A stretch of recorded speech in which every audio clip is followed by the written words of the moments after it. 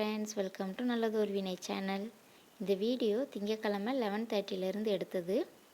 Morning tiffin எதுவும் செய்யலை, வெளியில் வாங்கியாச்சு. பாப்பாவுக்கு கோதுமை ரவா கஞ்சி செஞ்சு கொடுத்தேன், அழகாக சாப்பிட்டுட்டாங்க. வீட்டில் கொஞ்சமாக துணி கிடந்தது, அதை வாஷிங் மிஷினில் போட்டுட்டு வழக்கம் போல் நம்ம மதியம் லஞ்சு செய்ய ஆரம்பிக்க வேண்டிதான். மழை வந்தாலும் சரி, வெயில் அடித்தாலும் சரி, வீட்டில் துணி இருந்தால் அதை அலசி காய போட்டணும், இல்லைன்னா எனக்கு தூக்கமே வராது. மிஷின் ஓடிட்டுருக்கட்டும், அடுத்ததாக நம்ம சமையல் வேலையை பார்க்க ஆரம்பிச்சிடலாம். ஃபஸ்ட்டு சாதம் வைக்கிறதுக்காக பாத்திரத்தில் அரிசி எடுத்து நல்லா வாஷ் பண்ணி எடுத்துக்கலாம். ஒரு 2 டைம்ஸ் நல்லா வாஷ் பண்ணிவிட்டு நல்ல பாத்திரம் நிறைய தண்ணி ஊற்றி தேவையான அளவு உப்பு சேர்த்து அடுப்பில் வச்சு ஸ்டவ் ஆன் பண்ணிக்கலாம். இந்த மாதிரி சாதம் வடிக்கும்போது வேலை கொஞ்சம் ஈஸியாக முடிகிறாப்புல இருக்குது. நீங்களும் ட்ரை பண்ணி பாருங்கள். இன்றைக்கி குழம்பு மணத்தக்காளி காய் குழம்பும் அப்புறமா முருங்கைக்கீரை பொரியலும் தான் பண்ண போகிறேன். கீரையை அம்மா காலையிலே க்ளீன் பண்ணி வச்சுட்டாங்க. இந்த மணத்தக்காளி காய் காரக்குழம்புக்கு பூண்டு, சின்ன வெங்காயம்லாம் தேவைப்படும். சின்ன வெங்காயமும் அம்மா காலையிலேயே உரித்து வச்சுட்டாங்க. நாம் பூண்டை உரித்து குழம்பு செய்ய வேண்டியதான். பூண்டை ஈஸியாக உரிக்கிறதுக்காக இந்த மாதிரி நம்ம உரல் வச்சுருப்போம் இல்லையா, அதை வச்சு லைட்டாக தட்டி எடுத்துக்கோங்க. ஸோ ஈஸியாக பிரிக்க வந்துடும். இப்போது பிரித்ததை லைட்டாக தட்டி எடுத்துக்கோங்க. அதோட ஸ்கின் நம்மளோட ஈஸியாக பீல் பண்ண முடியும். நிறைய பேருக்கு இது தெரிஞ்சிருக்கும், தெரியாதவங்களுக்கு சொல்கிறேன். பாருங்கள் எவ்வளோ அழகாக தோல் கலண்டு வந்திருக்குன்னு.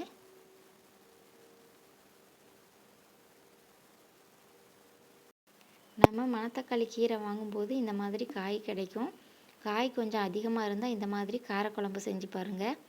அப்படி இல்லைன்னா இந்த மணத்தக்காளி காயை நல்ல வெயிலில் காய வச்சு வத்தலாக்கி நீங்கள் வத்தலாகவும் பொரித்து சாப்பிட்டுக்கலாம். அப்படி இல்லைன்னா காரக்குழம்பு மாதிரியும் வச்சு சாப்பிட்டுக்கலாம். ட்ரை பண்ணி பாருங்கள். பூண்டெல்லாம் உரித்து எடுத்தாச்சு. கொஞ்சம் பெரிய சைஸில் இருக்கிறதுனால 2 கட் பண்ணி எடுத்துக்கிறேன்.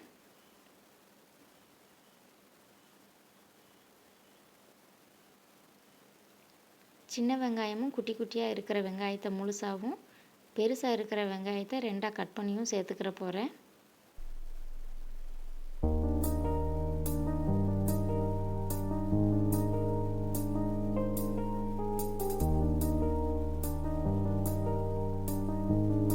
இதே மெத்தடில் நீங்கள் பச்சை சுண்டைக்காயமும் குழம்பு வச்சு சாப்பிட்லாம்.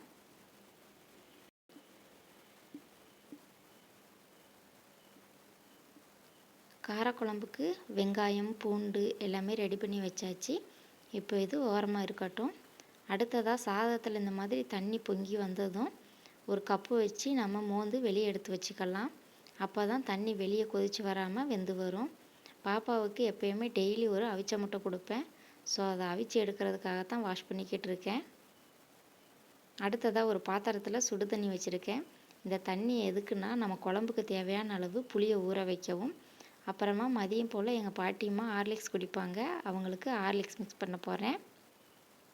குழம்புக்கு தேவையான அளவு புளி எடுத்து வச்சுருக்கேன். அதில் சுடு தண்ணி ஊற்றிடலாம். அது கூடவே இந்த ஹார்லிக்ஸையும் கலக்கி எடுத்துடலாம்.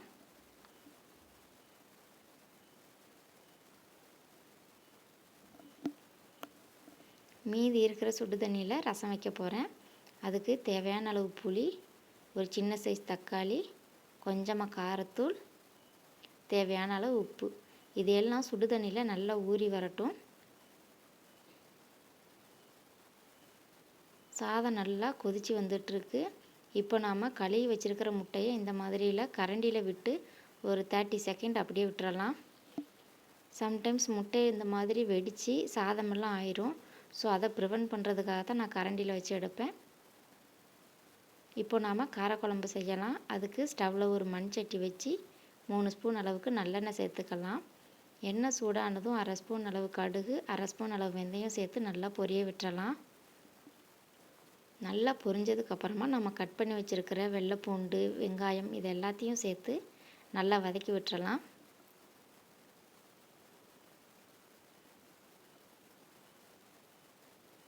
வீட்டில் காய்கறி இல்லாத நேரத்தில் கூட மணத்தக்காளி காய் இல்லைனாலும் பரவாயில்ல, இந்த மாதிரி நான் சொல்கிற மெத்தடில் குழம்பு வச்சு பாருங்கள், ரொம்பவே டேஸ்ட்டாக இருக்கும். இது கூட மீடியம் சைஸில் 2 தக்காளி, ஒரு பச்சை மிளகாய், கொஞ்சமாக உப்பு சேர்த்து நல்லா கலந்து விட்டுறலாம். தக்காளி நல்லா மசிச்சு வெந்து வரட்டும்.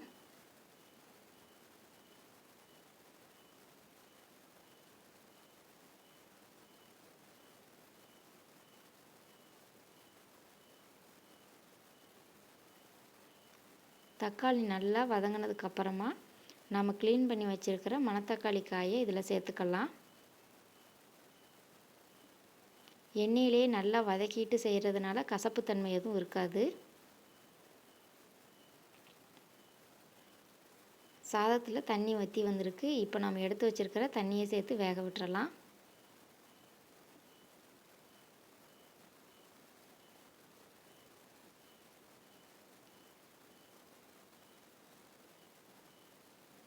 காய் நல்லா வதங்கி வந்ததுக்கு அப்புறமா குழம்புக்கு தேவையான அளவு மசாலா சேர்த்துக்கலாம். 3 ஸ்பூன் அளவுக்கு வீட்டில் அரைச்ச குழம்பு மிளகாய்த்தூள், 1/2 ஸ்பூன் அளவு தனி மிளகாய்த்தூள், 1 ஸ்பூன் மல்லித்தூள், 1/4 ஸ்பூன் அளவு மஞ்சள் தூள். இது எல்லாத்தையும் சேர்த்து நல்லா கலந்து விட்டுறலாம். எண்ணெயிலேயே நல்லா வதங்கி வரட்டும். எண்ணெயிலே நல்லா வதக்கி குழம்பு செய்யும்போது குழம்புல இந்த மசாலா வாடை எதுவும் அடிக்காது.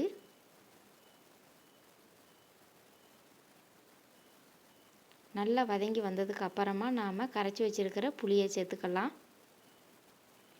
புளித்தண்ணி சேர்த்து ஒரு நிமிஷத்துக்கு நல்லா கலந்து விட்டுறலாம். நல்லா வெந்து எண்ணெய் பிரிஞ்சு வந்ததுக்கு அப்புறமா நம்ம குழம்புக்கு தேவையான அளவு தண்ணி சேர்த்துக்கலாம்.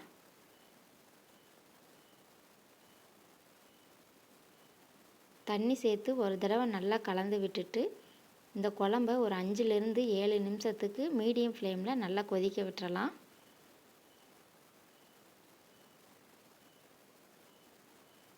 குழம்பு கொதித்து வரட்டும். அதுக்குள்ளே நம்ம கீரையை க்ளீன் பண்ணிடலாம். நார்மலாக நம்ம முருங்கைக்கீரையை க்ளீன் பண்ணும்போது கீரையில் தண்ணியே ஒட்டாது. அதனால் கீரையை நம்ம கழுவி இருக்கோமா இல்லையா அப்படின்னு நம்மளுக்கு ஒரு டவுட் இருக்கும். ஸோ அதை போக்குறதுக்காக நம்ம கீரையை க்ளீன் பண்ணுறதுக்கு முன்னாடி அதில் கொஞ்சமாக மஞ்சள் தூள், உப்பு சேர்த்துட்டு நல்லா கலந்து எடுத்தோம்னா கீரை அழகாக நம்மளுக்கு க்ளீன் ஆகி வந்துடும். மஞ்சளும் உப்பும் கிருமி நாசினி தான். ஸோ கீரையை க்ளீன் பண்ணும்போது இந்த மாதிரி ட்ரை பண்ணி பாருங்கள். கீரையை நல்லா வாஷ் பண்ணி எடுத்தாச்சு. இப்போ இதை நம்ம வடிகட்டி எடுத்துக்கலாம். குழம்பும் நல்லா கொதித்து வந்துருச்சு. இப்போ ஒரு தடவை நல்லா கலந்து விட்டுட்டு உப்பு எல்லாம் கரெக்டாக இருக்கான்னு செக் பண்ணிக்கலாம்.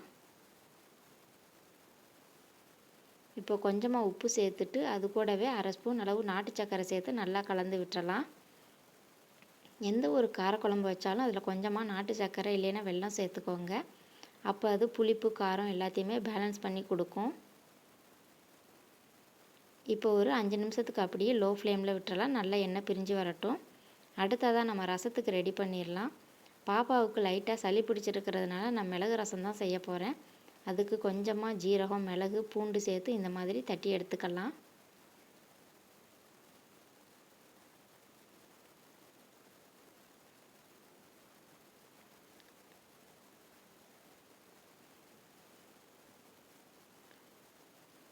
லைட்டாக இந்த மாதிரி 1-2மா தட்டி எடுத்துக்கோங்க.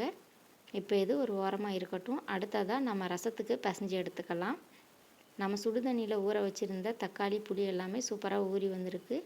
இப்போ இதை கையை வச்சு நல்லா கலந்து எடுத்துக்கலாம்.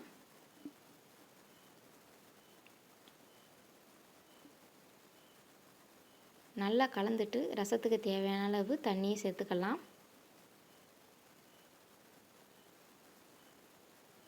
கொஞ்சமாக உப்பு தேவைப்படுது, அதையும் போட்டு நல்லா கலந்து விட்டுக்கலாம். 5 நிமிஷத்துக்கு அப்புறமா குழம்பு எவ்வளோ சூப்பராக எண்ணெய் பிரிஞ்சு ரெடியாகி வந்திருக்குன்னு பாருங்கள். மணத்தக்காளி காய் கிடைச்சா கண்டிப்பாக இந்த குழம்பை நீங்கள் ட்ரை பண்ணி பார்க்கணும். அவ்வளோ சூப்பராக இருக்கும். குழம்பு ரெடி ஆயிடுச்சு. இப்போ நம்ம ஸ்டவ் ஆஃப் பண்ணிட வேண்டியதான்.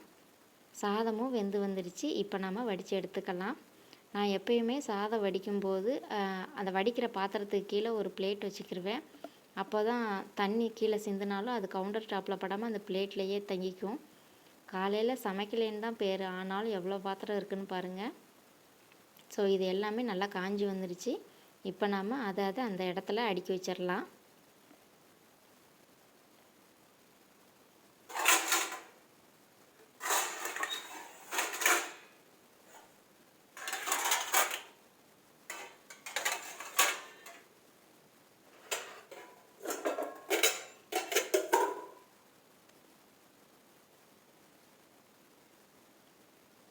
பாருங்கள் எவ்வளோ தண்ணி சிந்தி இருக்குன்னு.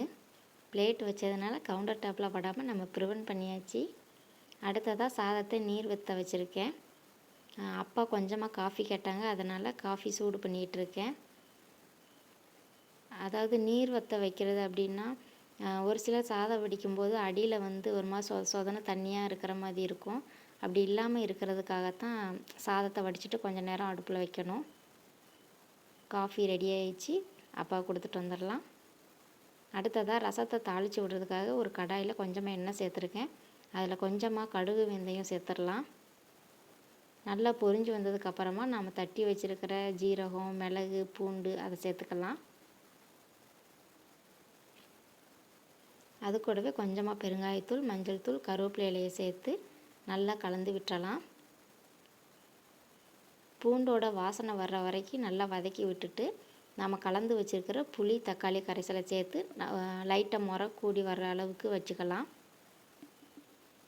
இந்த ஸ்டேஜில் கொஞ்சமாக மல்லி இலையை தூவி ஸ்டவ் ஆஃப் பண்ணிவிட்டு வேறு பாத்திரத்துக்கு மாற்றிக்கலாம்.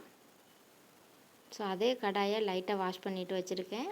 இப்போ முருங்கைக்கீரை பொரியல் பண்ணுறதுக்காக 3 ஸ்பூன் அளவு எண்ணெய் சேர்த்துருக்கேன். இப்போது 1/2 ஸ்பூன் அளவு ஜீரகம் சேர்த்து நல்லா பொரிஞ்சதுக்கப்புறமா கொஞ்சமாக வெங்காயம், 3 வரமிளகாவை சேர்த்து நல்லா கலந்து விட்டுறலாம். வெங்காயம் கண்ணாடி பதம் வந்ததும் நம்ம நல்லா க்ளீன் பண்ணி வாஷ் பண்ணி வச்சுருக்கிற முருங்கைக்கீரையை சேர்த்துக்கலாம். பார்க்குறதுக்கு சட்டி நேரம் இருக்கும், கொஞ்சம் வதங்கி வந்ததுக்கப்புறமா பாதியாக குறைஞ்சிரும்.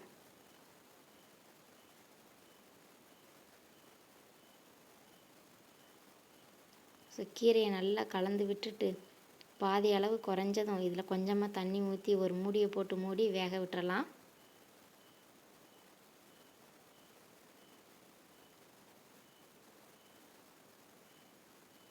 அதுக்கு இடையில் ஒரு ஜூஸை போட்டு குடிச்சிட்டு வந்துடலாம்.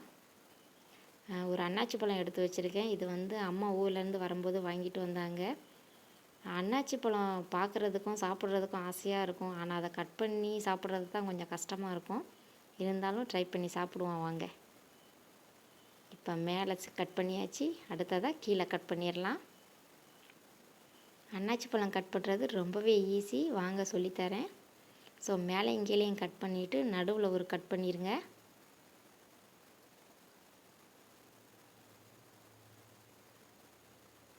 இப்போ 2ஆக கட் பண்ண ஒரு பகுதியை எடுத்து குப்புற படுக்க போட்டு அந்த வரி வரியாக க்யூப்பாக இருக்குல்ல, அதுபடியே நம்ம கத்தியை வச்சு கட் பண்ணுங்க. நான் வீடியோவில் காட்டுற மாதிரி இந்த மாதிரி கட் பண்ணிங்கன்னா அழகாக அந்த மாதிரி க்யூப்பாக நம்மளுக்கு சாப்பிட கிடைக்கும். சூப்பராக, இனிமேல் ட்ரை பண்ணி பாருங்கள். நம்ம ஜூஸ் தானே போட்டு குடிக்க போகிறோம், அதனால் சரசரன்னு நடுவில் ஒரு கட் பண்ணி மேலே அதோட தோலெல்லாம் சீவிட்டு சின்ன சின்ன க்யூப்பாக கட் பண்ணி மிக்சர் ஜாரில் சேர்த்துக்கலாம்.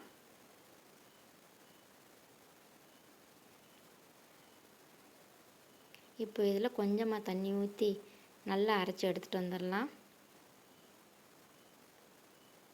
அரைச்ச அன்னாச்சி பழத்தை லைட்டாக வடிகட்டி எடுத்துக்கலாம்.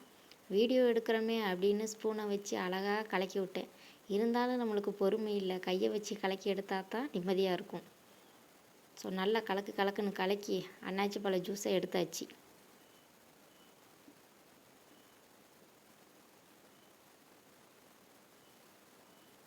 நான் சுகர், பால் எதுவுமே சேர்க்கல, கொஞ்சமாக தண்ணி மட்டும் சேர்த்து நல்லா அடித்து எடுத்து வந்திருக்கேன். இதுவே குடிக்கிறதுக்கு நல்லா தான் இருக்கும். இப்போ கரண்டியை வச்சு ஒரு கலக்கிட்டு ஒரு கப்பில் ஊற்றி நல்லா குடிச்சிட்டு அப்புறமா மீதி வேலையை பார்க்கலாம். இடையில கொஞ்சமாக உப்பு சேர்த்து கீரையும் நல்லா வதக்கி எடுத்துட்டேன். இப்போ இதில் 1/4 கப் அளவுக்கு துருவின தேங்காவை சேர்த்து நல்லா கலந்து விட்டுட்டு ஸ்டவ் ஆஃப் பண்ணிட வேண்டியதான்.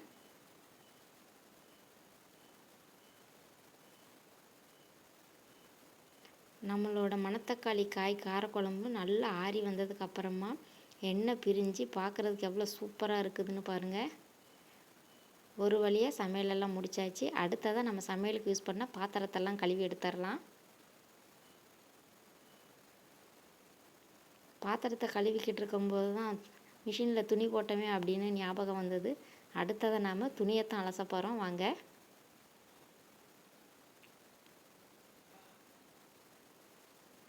துணியெல்லாம் அலசி எடுத்தாச்சு. இப்போ நம்ம இதை மொட்டை மாடியில் போய் காய போட்டுடலாம். காய போடும்போது அழகாக இந்த மாதிரி குருவி சுற்றி சுற்றி பறந்துக்கிட்டே இருந்தது. ஸோ அதையும் வீடியோ எடுத்துட்டு அதை பார்த்துக்கிட்டே ஒரு வழியாக துணியவும் காய போட்டாச்சு. மழை மேகமாக தான் இருக்குது, இருந்தாலும் துணி அலசி காய போட்டாச்சு. ஒரு வழியாக வேலையெல்லாம் முடிச்சுட்டு பாப்பாவுக்கு கொஞ்சமாக ரச சாதமும் முட்டையில் பெப்பர் அண்ட் சால்ட்டு மட்டும் போட்டு லைட்டாக பொரித்து எடுத்துகிட்டு வந்திருக்கேன். அவங்கள நல்லா குளிக்க வச்சுட்டு நாம் அந்த சாதத்தை ஊட்டி விட்டுற வேண்டிதான். பாப்பாவுக்கு அவிச்ச முட்டை தான் ரொம்ப பிடிக்கும். இது எப்படியோ ஒரு வழியாக சாப்பிட்டுட்டா.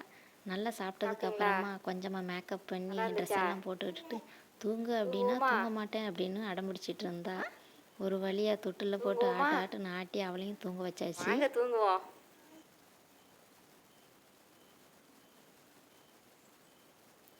அப்போ ஆடான்னு மணியை பார்த்தா 3 ஆயிடுச்சு.